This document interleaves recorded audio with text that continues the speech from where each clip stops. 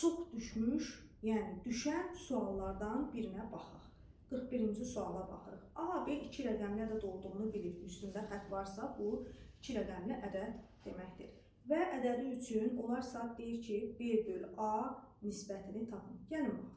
Biz bilməliyik ki, bu A, B üstündə xətt nə deməkdir? Bunu açsaq, yəni dedik ki, 2 rəqəmli ədədsə 10A üzərinə gəl B. Yəni 10 dənə, yəni A sayda 10-luq var, B sayda təklik var. Bu şəkildə yazıram. 2A üzərinə gəl 5B. Bunu da yazdıq belə. İndi A-ları bir tərəfə keçirək, B-ləri isə bir tərəfə keçirək. Baxaq. 10A, 2A sol tərəfə gəlsə, 10A-dan çıxılır, olur 8A.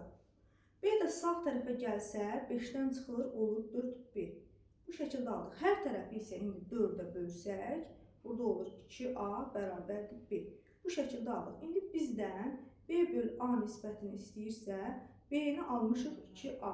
A-nı da yerinə yazırıq A. Yəni, burada B-nin yerinə nə yazdıq? Biz 2A yazdıq, bölünsün A.